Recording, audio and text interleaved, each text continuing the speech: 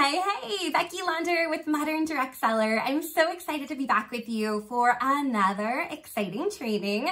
This training is all around springing into action this time of the year. Now, I know many direct sales companies are dropping new product, you have new catalogs, people are getting out of the house as springtime rolls around, and there's more opportunity than ever before to leverage active selling strategies that you really love in your business. Long gone are the days that there was a cookie cutter approach and there was one way to launch your business or to grow your business or to scale your business.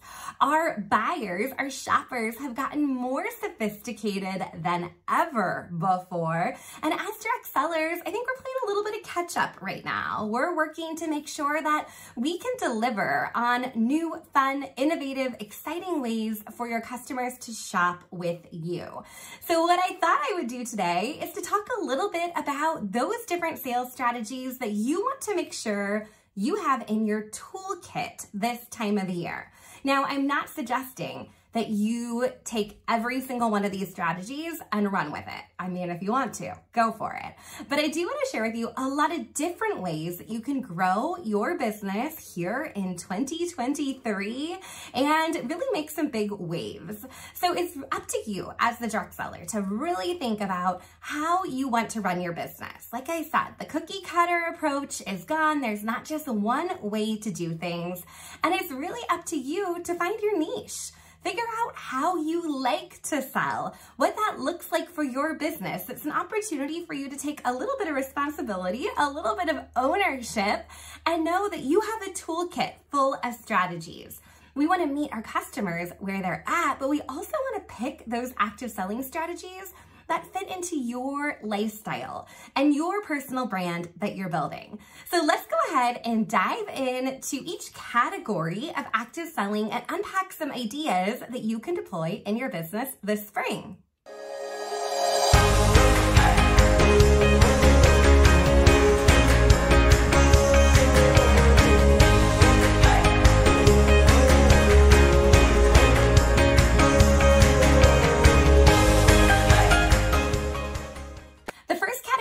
Talk about is personal shopping. All right, there's so many different ways to leverage personal shopping. The reason why I love this category oh so much is because it differentiates us from many other e-commerce companies out there selling similar product, right?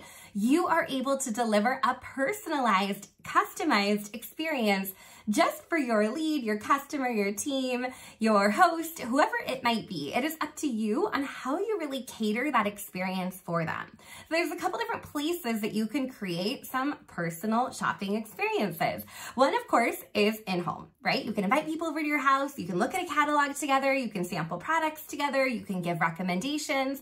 Maybe you go to their home. Maybe you meet in a coffee shop, but this is a one-on-one appointment where you're able to connect with your ideal customer and share what you have to offer. This could be as structured as you want it to be, or as simple as, hey, why don't you stop by after you drop your kids off at school? I'd love to show you some fun new product and let you play around with it. You really have a lot of opportunity of what this looks like in home. Now, virtual personal shopping is very similar. You can pull up your website, you can browse through it together, you can create a wish list for your customer and hand that over to them so they can pick and choose. Some e-commerce sites even allow you to build out a cart. So there's already things added to the cart for that customer to pick and choose from. You could do this over Zoom, over FaceTime, even over Facebook Messenger. You can do a video call together. Lots of opportunity on virtual personal shopping. The next one I want to throw at you is what I like to call a drop-in shop. This works really, really well if you have products to sample or if you have some inventory that you would like them to either try on or play around with. And the idea here is that you deliver items to their door, you drop it off, and you let them shop. That can involve them filling out an order form and returning their order to you. That could also be that they just keep what they like out of your inventory, and then you kind of even out and you can take their payment when you go pick it up just a couple of days later. This works really, really well if you have a product that takes a little bit of time for somebody to play around with or sample or enjoy or think about. This is also great because it's totally hands off, right? You're literally dropping, letting them shop, and then coming back and picking up. You can do the same sort of thing at a doctor's office or a teacher's lounge. So many different ways to deploy a drop and shop type method with your customers. All right, let's move on to number 2. Number 2 is going to be in-home, right? In-home is tried, true, proven. We know that when our customers can touch, feel, experience our product, and see our enthusiasm and how genuine we are about what we have to offer in real life, good things happen. Now, there's lots of different ways that people can experience your product in real life. That could be at a vendor event, where you're one of many vendors at a given show and you're getting in front of brand new eyes, people that probably don't know you, haven't really experienced what you have to offer yet. This could also be a pop-up event. So I define a pop-up event as you going somewhere and popping up a table, sharing your products. This could be in a church or a school lobby. This could be at a coffee shop, a hair salon. So think about pop-ups in your strategy. And then of course, a good old-fashioned in-home party. People want to get together, socialize, grab a glass of wine, hang out with some friends, and do a little bit of shopping together.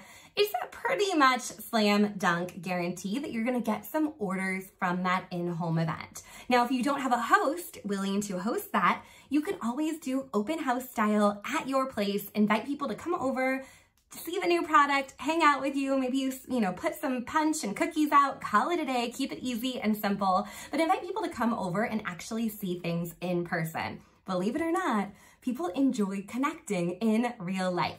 You'll also build a relationship with that customer even faster when you're making those in real life connections. All right, number 3, let's talk about virtual shopping events. All right, so we've all been to a traditional Facebook party. Been there, done that, but there's lots of fun ways that you can spice up your virtual events. People are definitely still hosting events. Events are still happening.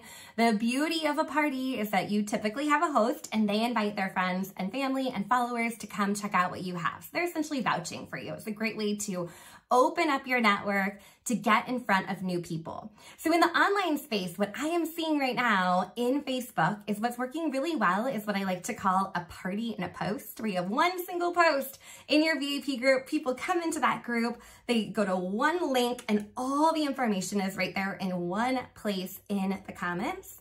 That seems to be working really well, especially when you are matching that up with having some kind of sideline conversations. That could be a text message or a group message or an individual PM or DM on Facebook or Instagram, but you want to have a direct line of communication with each of your guests. And a great way to initiate that conversation is by using an RSVP method, where they RSVP and actually say that they are coming to the event, which then opens up that conversation. You can also do a little bit of personal shopping with them as they are experiencing the virtual event that you've put on.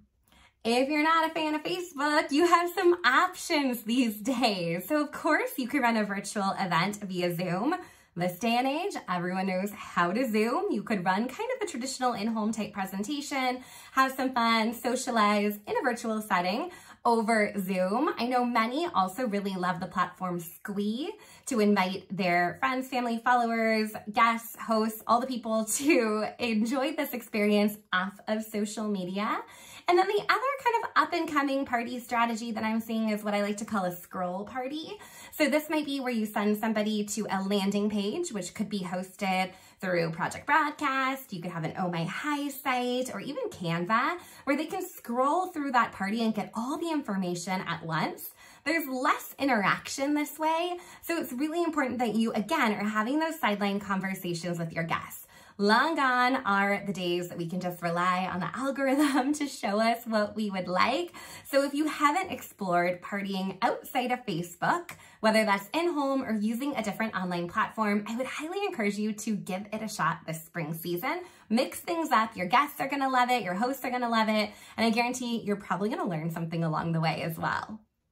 All right, number 4, we're talking about social selling. So you hear social selling kind of as a buzzword, but I'd love to kind of unpack what social selling actually looks like. Social selling is really the art of having conversations online, right? So you're getting to know people, you're building a relationship, and once that relationship reaches a certain level, it's a great opportunity to introduce the business or a solution to the problem that they're facing. So when you're hanging out online and you're social selling, you're gonna wanna be really intentional about who you're connecting with and the conversations that you're having to strengthen and build that relationship. So a couple of easy ways to engage in social selling would be responding to people's stories that lands directly into their inbox, reconnecting with people maybe you haven't chatted with in a long time, checking in, seeing how they're doing, engaging with followers in the comments, whether they're commenting on your stuff or you're commenting on their stuff, and then following up with a direct message. Having that conversation opening related back to the post is a great way. Hey, I saw you posted this. I asked you a question about that. Or, oh, I saw that you commented on that. I'd love to spread you a little bit more information about that. That kind of thing, where you can follow up in a really conversational way. Another way is sharing products that you love, posting that in your stories, inviting people to an event, inviting them to learn more about what you are offering. Now, social selling, I like to also call daily selling, right? This is what's happening in between all these events and bigger things in your business. Some people can sustain their business just on social selling. Others are going to want to supplement what they're already doing in their business with a social selling strategy. So if you're not yet opening up conversations, building relationships, and social selling, this is your sign that this is the year to really double down, focus in on networking, building your network, connecting with people in a one-on-one way, especially in the social online space. All right, number 5, the lesson I have for you is really around fundraising. And I love fundraisers because it's such a great way to get in front of new audiences that maybe wouldn't have shopped with you before. They want to support the cause that you're sharing. They want to support you in a different way. Maybe they scroll past product posts, but they see a charity or an organization or a way to be involved in something, and that stops their scroll and they're able to connect with you. So there's a couple of different ways to run fundraisers. One of the ways to do that is to pick one product, rally around that product, and say you're going to donate that specific product to an organization, a family, a charity that's going to benefit from it, and then ask your followers or people that are in your network to donate to that specific charity. So they might sponsor that product and donate $20 for something, and then you can take that cash and go buy product with it, and that's going to count towards your sales volume, but it's also a really great way to give back. Another way to work fundraising into your strategy this spring would be to pick a charity that you want to support. And all the sales throughout the month or all the sales in a given party or time frame will be, a percent could be donated back to that organization. Now do the math on this. I want to make sure that this is profitable for you. But a really great way, especially if you have host rewards, that you can kind of leverage those and give back in a bigger way. So lots of different sales strategies in your toolkit, probably more than you've ever had before, which is beyond exciting and maybe also a little overwhelming. So as you're wrapping up this video, I want you to think about one of those 5 strategies that you really want to double down on, you want to learn more about, you want to do more of this next season. So a quick recap for you, so you have them in front of you and you can really think about it. We have personal shopping, we have in-person shopping events, we have virtual shopping events, we have straight social selling, and we also have fundraising. So 5 different categories of active selling strategies that you can put in place literally this week. So I'd love to hear in the comments which strategy you are most drawn to and you want to explore more this season. I hope you love this training. Looking forward to connecting with all of you soon. Until next time, let's make it a great day. Take care.